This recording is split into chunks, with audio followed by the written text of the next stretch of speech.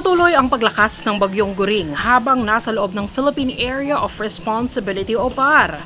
Isa na itong ganap na severe tropical storm. Ano ang aasahang lagay ng panahon sa mga susunod na oras? Base sa 5 p.m. bulletin ng Pag-asa, huling namataan ang sentro ng bagyo sa layong 260 km east ng Calayan, Cagayan. Taglay nito ang lakas ng hangin na aabot sa 110 km per hour at pagbugsong nasa 135 km per hour. Base sa forecast track ng ahensya, posibleng nasa typhoon category na ito bukas at maaari nitong maabot ang peak intensity sa linggo ng gabi. Hindi rin inaalis ng Pag-asa ang posibilidad na ito ay maging isang super typhoon. Yung general outlook po natin or track nitong si Bagyong Goring, kung nakikita po natin ay may looping track po siya or generally medyo kikilos po siya dito sa eastern coastal waters na northern Luzon. So currently wala po tayong nakikita na possible na maglalandfall po siya sa anong bahagi ng ating bansa based sa ating latest na forecast. Sa ngayon, mababa pa naman daw ang chance na maglandfall ito sa anumang bahagi ng bansa.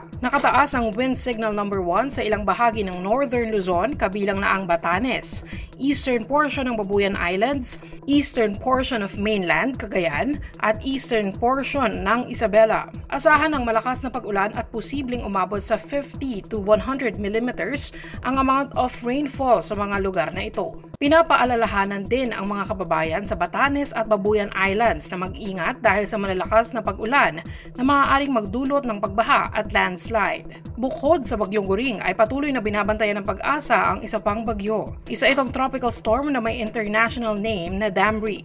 Mababa naman ang tsansa nitong pumasok sa ating Philippine Area of Responsibility ayon sa Pag-asa. Bukod pa riyan, base sa wind forecast ay may isa pang bagyo na posibleng agad mamuo sa Pacific Ocean ngayong weekend. Babantayan natin kung posibleng pumasok yan sa ating PAR sa mga susunod pang araw. Sa ngayon, ang Bagyong Goring ay nakakaapekto sa ilang bahagi ng bansa. Habagat naman na nagpapaunlad sa Central at Southern Luzon, Visayas at Mindanao ayon sa Pag-asa.